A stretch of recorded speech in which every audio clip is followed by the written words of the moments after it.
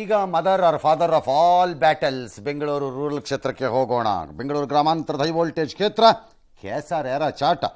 ಬಿಜೆಪಿಯಿಂದ ಕಾಂಗ್ರೆಸ್ ಸ್ಪರ್ಧೆಗೆ ಕಾಂಗ್ರೆಸ್ ವ್ಯಂಗ್ಯವಾಡಿದೆ. ರಾಜ್ಯದಲ್ಲಿ ದೇವೇಗೌಡರ ಪಕ್ಷಕ್ಕೆ ದೇವೇಗೌಡರಿಗೆ ಜನಪ್ರಿಯತೆ ಇಲ್ಲ ಅಂತ ಅವರು ಅಳಿಯ ನಿರ್ಧರಿಸಿ ಬೇರೆ ಪಕ್ಷ ಆಯ್ಕೆ ಮಾಡ್ಕೊಂಡಿದ್ದಾರೆ. ಅದು ಅವ್ರ ಇಷ್ಟ, ಅದು ಅವ್ರ ಇಷ್ಟ. ನೀವು ಯಾರು ಅದನ್ನು ಹೇಳೋಕ್ಕೆ ಕಾಂಗ್ರೆಸ್ನವರು? ಅವ್ರು ಯಾವ ಪಕ್ಷಕ್ಕೆ ಬೇಕಾದ್ರೂ ಹೋಗ್ಕೋಬೋದಪ್ಪ. ಅವ್ರು JDS ಅಲ್ಲಿ ಇದ್ದು ಕಾಂಗ್ರೆಸ್ಗೆ ಜಂಪ್ ಬಿಜೆಪಿಗೆ ಜಂಪ್ ಆಗಿ ಟಿಕೆಟ್ ತೊಗೊಂಡಿದ್ದಿದ್ರೆ ಬೇರೆ ವಿಚಾರ.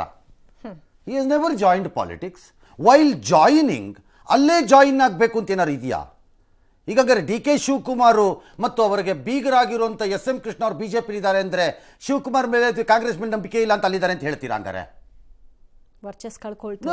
That's very unfair. ಚುನಾವಣೆ ನೀವು ಫೈಟ್ ಮಾಡಿ, ಜನ ಯಾರಿಗೋ ನಿಮಗೆ ಮತ ಕೊಡ್ತಾರೆ, ಯಾರು ಗೆಲ್ತೀರೋ ಅವ್ರು ಗೆಲ್ತೀರಿ.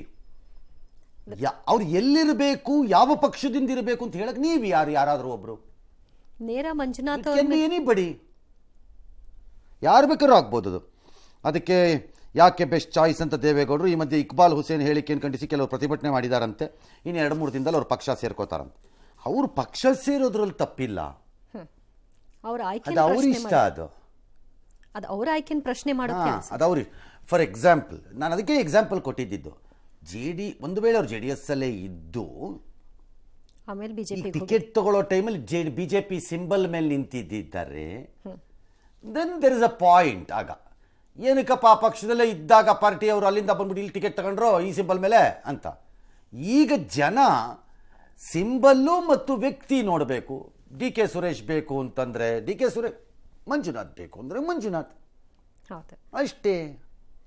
ಅದರಲ್ಲಿ ಆ ಪಾರ್ಟಿ ಎಸ್ ದೇವೇಗೌಡರ ಪಾರ್ಟಿ ಕುಮಾರಸ್ವಾಮಿ ಪಾರ್ಟಿ ಸರಿ ಇಲ್ಲ ಅಂತ ಹೇಳಿ ಬುದ್ಧಿವಂತ ಅಳಿಯ ತೀರ್ಮಾನ ಮಾಡಿದ್ದಾರೆ. ಈಗ ಯೋಗೇಶ್ವರು ಕುಮಾರಸ್ವಾಮಿ ಎಲ್ಲರೂ ಸೇರಿ ನಿಮ್ಮನ್ನು ಸೋಲಿಸಬೇಕು ಅನ್ನೋ ಪ್ಲಾನ್ ನಲ್ಲಿ ಈ ಸತಿ ದೇವ್ರು ಒಳ್ಳೇದು ಮಾಡ್ಲಿ. ಡಾಕ್ಟರ್ ಮಂಜುನಾಥ್ ಅವರು ರಾಜಕೀಯಕ್ಕೆ ಬರಬೇಕು ಅನ್ನೋದೇನು ಇರಲಿಲ್ಲ, ಅವರು ಬಯಸಿ ಬಂದಿರತಕ್ಕಂಥದ್ದಲ್ಲ. ಇವತ್ತು ದೆಹಲಿಯ ಹೈಕಮಾಂಡ್ ನಿಂದ ನನ್ನ ಮೇಲೆ ಎಲ್ಲಾ ರೀತಿಯ ಒತ್ತಡಗಳನ್ನು ಹಾಕಿದ್ರು. ಇವತ್ತು ನಾವು ಅಂತಿಮವಾಗಿ ನಿರ್ಣಯ ಮಾಡ್ತಕ್ಕಂಥದ್ದೇನಿದೆ, ಇವತ್ತು ಅವ್ರ ಬಗ್ಗೆ ನಮ್ಮ ಎದುರಾಳಿಗಳು ತುಂಬಾ ಸಣ್ಣತನದಲ್ಲಿ ಮಾತಾಡದಂತ ಕೆಲವು ಪದಗಳನ್ನು ಗಮನಿಸಿದ್ದೇನೆ. ನಾನು ಇವತ್ತು ಆ ವ್ಯಕ್ತಿಗಳಿಗೆ ಹೇಳ್ತೀನಿ, ಯಾರು ಬಡವ ಅಂತ ಹೇಳಿ ಕಣ್ಣೀರು ಹಾಕ್ತಾರೋ ಅಂತ ಎಲ್ಲ ಒಗ್ಗಟ್ಟೆಯಾಗಿ ಅವ್ರನ್ನ ಗುಣಮುಖವಾಗಿ ಕಳಿಸಿದಂಥ ಒಬ್ಬ ವ್ಯಕ್ತಿ ರಾಷ್ಟ್ರದಲ್ಲಿ ಅದು ಮಂಜುನಾಥ್. ಅವ್ರನ್ನ ಹಠ ಮಾಡ್ತಾ ಇದ್ದಾರೆ, ನಿಲ್ಲಬೇಕಂತ ಒಪ್ಪಿಸಿದ್ದಾರೆ. ಕುಮಾರಣ್ಣ ಜವಾಬ್ದಾರಿ ತಗೊಂಡಿದ್ದಾರೆ.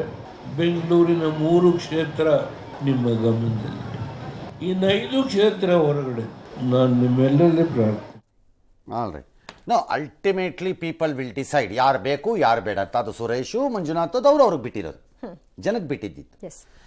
But somebody should not decide ಯಾರು ಎಲ್ಲಿಂದ ಬರಬೇಕು ಎಲ್ಲಿಂದ ನಿಲ್ಲಬೇಕು ಅಂತ ಹೇಳಲಿಕ್ಕೆ ಬರಲ್ಲ. ಅದು ಅವ್ರ ಆಯ್ಕೆ. That is not your business. ಯಾರ ಬಿಸ್ನೆಸ್ಸು ಅಲ್ಲ. ಅಂದ್ರೆ ನೇರ ಮಂಜುನಾಥ್ ಅವ್ರನ್ನ ಚಾಲೆಂಜ್ ಮಾಡೋಕ್ಕಾಗಲ್ಲ ಅಂತ JDS ನ ಚಾಲೆಂಜ್ ಮಾಡೋದು ತಪ್ಪೇನಿಲ್ಲ. ರಾಜಕಾರಣದಲ್ಲಿ ಅದು ಯಾವ ತಪ್ಪು ಇಲ್ಲ ನನ್ನ ಪ್ರಕಾರದಲ್ಲಿ.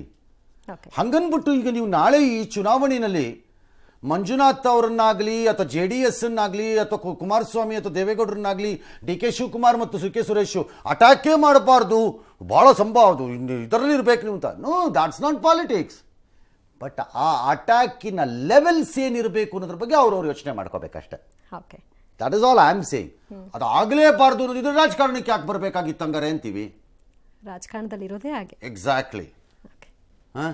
ರಾಜಕಾರಣದಲ್ಲಿ ಹೂವನ್ನು ಹಾಕುವುದು ಜನ ಯಾವಾಗ ಎಂದರೆ ಗೆದ್ದ ಎತ್ತು ಕುದುರೆ ಮುಂದೆ ಹೋಗುವಾಗ.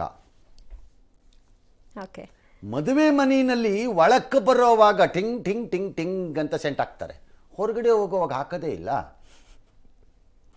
ಯಾಕೆ? ಹಂಗೆ ರಾಜಕಾರಣದಲ್ಲಿ ಒಳಕ್ಕೆ ಬರುವಾಗಲೇ ಸೆಂಟ್ ಹಾಕಲ್ಲ, ಕೆಸರಾಕ್ತಾರೆ, ಬರ್ತಾನೆ ಎಂಟ್ರಿ. ಹಾಗೆ ಒಂದು ಇಂಡಿಯನ್ ಪಾಲಿಟಿಕ್ಸ್ ಅಲ್ಲಿ ಒಂದು ಲೆವೆಲ್ ಆಫ್ ಸಣ್ಣ ಥಿಕ್ ಸ್ಕಿನ್ ಬೇಕು, ಇಲ್ಲಿದ್ರೆ ಕಷ್ಟ. ಅತಿ ಸೂಕ್ಷ್ಮ ಜೀವಿಯಾಗಿ ಬಿಟ್ಟರೆ ಕಷ್ಟ. ಲೋಕಸಭಾ ಅಖಾಡಕ್ಕೆ ಇಳಿಯಲು ಕಾಂಗ್ರೆಸ್ಗೆ ಸೂಕ್ತ ಅಭ್ಯರ್ಥಿಯೇ ಸಿಗ್ತಾ ಇಲ್ಲ ಅಂತ ಬಿಜೆಪಿ ಆರೋಪಿಸ್ತಾ ಇದೆ. ಕಾರಣ, ಮೊದಲ ಪಟ್ಟಿಯನ್ನು ಪ್ರಕಟ ಮಾಡಿದ್ರು, ಅದರಲ್ಲಿ 7 ಅಭ್ಯರ್ಥಿಗಳನ್ನ ಕಾಂಗ್ರೆಸ್ ಘೋಷಣೆ ಮಾಡಿದ್ರು. ಇನ್ನುಳಿದಂತೆ ಸೆಕೆಂಡ್ ಲಿಸ್ಟ್ ನ ಪ್ರಕಟ ಮಾಡಲಿಕ್ಕೆ ಹಿಂದೆ ಮುಂದೆ ನೋಡ್ತಾ ಇದ್ದಾರೆ. ಬಿಜೆಪಿ 2ನೇ ಲಿಸ್ಟ್ ಪ್ರಕಟ ಆದ ನಂತರದಲ್ಲಿ ಅದರಲ್ಲಿ ಯಾರು ಅಸಮಾಧಾನರಿರ್ತಾರೆ ಅವ್ರನ್ನ ಸೆಳೆಯೋಣ ಅನ್ನುವಂಥದ್ದು ಸ್ಟ್ರಾಟಜಿ ಅಂತೆ. ಅಲ್ಲ ಅವ್ರ ಸ್ಟ್ರಾಟಜಿ ಏನಾದ್ರು ಮಾಡ್ಕೋಬೋದು, ಅವ್ರಿಗೆ ಇಷ್ಟ ಬಂದಾಗ ಅವ್ರು ರಿಲೀಸ್ ಮಾಡ್ಬೋದು. ನೋಬಡಿ ಕ್ಯಾನ್ ಟೆಲ್ ನೀವು ಯಾಕೆ ನಾಳೆ ಮಾಡಿಲ್ಲ, ಬೆಳಗ್ಗೆ ಯಾಕೆ ಮಾಡಿಲ್ಲ, ಮಧ್ಯಾಹ್ನ ಯಾಕೆ ಮಾಡಿಲ್ಲ ಅಂತ ಕೇಳಕ್ಕೆ ಯಾರಿಗಿದೆ. ಅವ್ರು ಇಷ್ಟ ಬಂದಾಗ ಅವ್ರು ರಿಲೀಸ್ ಮಾಡ್ಬೋದು ನಿಗದಿ ಸಮಯದಲ್ಲಿ. ಈಗ ಪ್ರಿಯಾ ಕೃಷ್ಣನ್ ಮಾಡಬೇಕು ಅಂದ್ಕೊಂಡಿದ್ದಾರಂತೆ ನಾರ್ತಲ್ಲಿ. ಅವ್ರೇನೋ ನನಗೇನು ಬೇಡ್ರಪ್ಪ, ನಂಗೆ ಸವಾಸ ಸಾಕಾಗಿದೆ ಅಂತೇಳಿ ಫಾರಿನ್ಗೆ ಹೋಗ್ಬಿಟ್ರು ಅಂತ ಯಾರೋ ಹೇಳಿದ್ರು, ಹೋಗಿದಾರೋ ಇಲ್ವೋ ಗೊತ್ತಿಲ್ಲ, ಬಟ್ ಬೇಡ ಅಂದಿರೋದಂತೂ ಅಂತ ಸತ್ಯ. ಅಂತೆ. ಹಂಗಾಗಿ ಅವ್ರವ್ರ ಇಷ್ಟ, ಯಾರು ಬೇಕಾದ್ರೆ ಹಾಕ್ಬೋದು. ಬಟ್ ಹೇಗೆ BJPಗೆ ಗೋಜಲಿದೆಯೋ ಒಂದು 4-5 ಕ್ಷೇತ್ರದಲ್ಲಿ ಅಭ್ಯರ್ಥಿಗಳ ವಿಚಾರದಲ್ಲಿ, ಹಾಗೆ ಕಾಂಗ್ರೆಸ್ಗೂ ಒಂದು 8-10 ಕ್ಷೇತ್ರದಲ್ಲಿ ಗೋಜಲೆ ಇದೆ.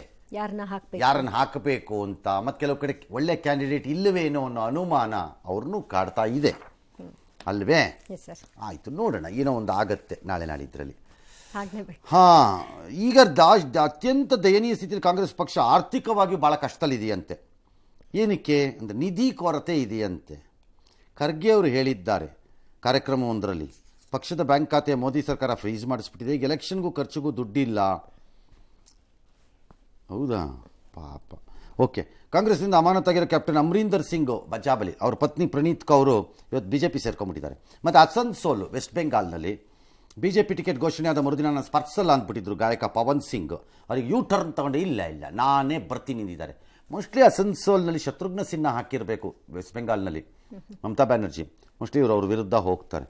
ದುಡ್ಡಿನ ಸಮಸ್ಯೆ ಭಾಳ ಕಷ್ಟ ಪಟ್ಟಿಗೆ ಹಂಗೆ ಆಗ್ಬಿಟ್ರೆ ಎಲೆಕ್ಷನ್ ಮಾಡೋದು. ಇದು ದೇಶದಲ್ಲಿ ಅವ್ರು ಹೇಳುತ್ತಿರೋದು, ಕರ್ನಾಟಕದಲ್ಲ. ಇಡೀ ದೇಶಕ್ಕೆ ಸರ್ ಚುನಾವಣೆ ಕಾಂಗ್ರೆಸ್ ದೇಶವ್ಯಾಪಿ ಅವ್ರು ಹೇಳ್ತಿರೋದು, ಕರ್ನಾಟಕದಲ್ಲ. ಕರ್ನಾಟಕದಲ್ಲಿ ಸಮಸ್ಯೆ ಇಲ್ವಾ ಸರ್? ನಾನು ಹೇಳಿದ್ನೇನ್ರಿ, ದೇಶದಲ್ಲಿ ಹೇಳುತ್ತಿರೋದು, ಕರ್ನಾಟಕದಲ್ಲ. ಎಸ್. ಓಕೆ, ಲೋಕಸಭಾ ಚುನಾವಣಾ ವೇಳಾಪಟ್ಟಿ ನಾಳೆ ಅನ್ಕೊಂಡಿದ್ದೀನಿಪ್ಪ, ಹೋಗ್ಲಿ. ದೇಶದಲ್ಲೇ ಕರ್ನಾಟಕ ಇರೋದಲ್ವ, ಅದಕ್ಕೆ ಕೇಳಿದೆ ಸರ್. ಎಸ್, ಲೋಕಸಭಾ ಕರ್ನಾಟಕ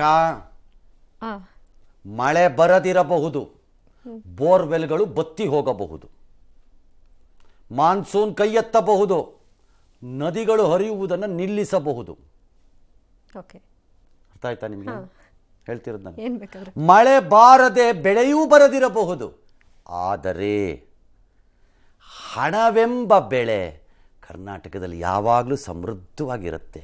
ಯಾರೇ ಬರಲಿ, ಒಂಥರ ತಿರುಪತಿ ತಿಮ್ಮಪ್ಪ ದೇವಸ್ಥಾನ ಇದ್ದಂಗೆ, ಖಾಲಿನೇ ಆಗಲ್ಲ. ಎಸ್. ಲೋಕಸಭಾ ಚುನಾವಣಾ ವೇಳಾಪಟ್ಟಿ ನಾಳೆ ಘೋಷಣೆ ಆಗಬಹುದು ಅನ್ನೋ ಸುದ್ದಿ ಇದೆ. ಇದರ ನಡುವೆಯೇ ಇಂದು ಕೇಂದ್ರ ಚುನಾವಣಾ ಆಯೋಗಕ್ಕೆ 2 ಆಯುಕ್ತರನ್ನ ನೇಮಕ ಮಾಡಿ ಕೇಂದ್ರ ಸರ್ಕಾರ ಅಧಿಸೂಚನೆ ಹೊರಡಿಸಿದೆ. ನೇಮಕಾತಿ ಸಂಬಂಧ ಸಭೆ ನಡೆಸಿದಂತಹ ಪ್ರಧಾನಿ ಮೋದಿ ನೇತೃತ್ವದ ಆಯ್ಕೆ ಸಮಿತಿ ಮುಂದಿನ ಚುನಾವಣಾ ಆಯುಕ್ತರಾಗಿ ಪಂಜಾಬ್ ಮೂಲದ ಸುಖ್ಬೀಂದರ್ ಸಿಂಗ್ ಸಂಧು, ಕೇರಳ ಮೂಲದ ಜ್ಞಾನೇಶ್ ಕುಮಾರ್ ನೇಮಕಾತಿ ಮಾಡಿದೆ. ಈ ಮಧ್ಯೆ ಸುಪ್ರೀಂ ಕೋರ್ಟ್ ಪ್ರಕಾರದಲ್ಲಿ ಚುನಾವಣಾ ಬಾಂಡ್ಗಳ ಸಂಪೂರ್ಣ ವಿವರಗಳನ್ನು ಎಲೆಕ್ಷನ್ ಕಮಿಷನ್ ಪ್ರಕಟ ಮಾಡಿದೆ ತನ್ನ ವೆಬ್ಸೈಟಲ್ಲಿ. ಬಟ್ ನೀವು ಅಲ್ಲಿ ನೋಡ್ತಾ ಇರೋದು ಬರೀ ಪಾರ್ಟಿಗೆ ಬಂದಿರೋಂಥ ಇದದು. ಅಲ್ಲಿ 2 ಸೆಟ್ ಇದೆ, ಒಂದು ಖರೀದಿ ಮಾಡಿದವರು, ಇನ್ನೊಂದು ಯಾರ ಪಾರ್ಟಿಗೆ ಹೋಗಿದೆ ಅಂತ. ಆದರೆ ಯಾರು ಖರೀದಿ ಮಾಡಿದ್ದು ಯಾವ ಪಾರ್ಟಿಗೆ ಹೋಯಿತು ಅಂತ ಲಿಂಕ್ ಆಗಿಲ್ಲ ಇನ್ನೂ.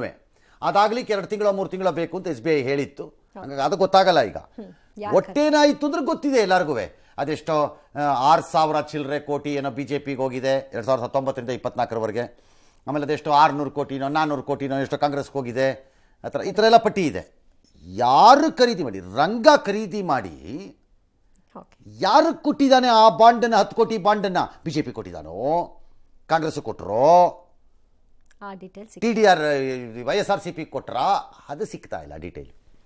ಓಕೆ, ಈಗ ತಕ್ಷಣಕ್ಕೆ ಒಂದು ಒಳ್ಳೆ ಸುದ್ದಿ ಬಂದಂಗೆ ಇದೇ. ತಕ್ಷಣಕ್ಕೆ ನಿಮ್ಮ ಮುಂದೆ ₹2 ಪೆಟ್ರೋಲ್ ಮತ್ತು ಡೀಸೆಲ್ ಇಳಿದು ಹೋಗಿದೆ. ನಾಳೆ ಬೆಳಗ್ಗೆ 6 ಗಂಟೆಯಿಂದ ಪರಿಷ್ಕೃತ ದರ ಜಾರಿಗೆ ಬರ್ತಾ ಇದೆ. ₹2 ಡೌನ್ ವಾಹನ ಸವಾರರಿಗೆ ಕೇಂದ್ರ ಸರ್ಕಾರದಿಂದ ಗುಡ್ ನ್ಯೂಸ್.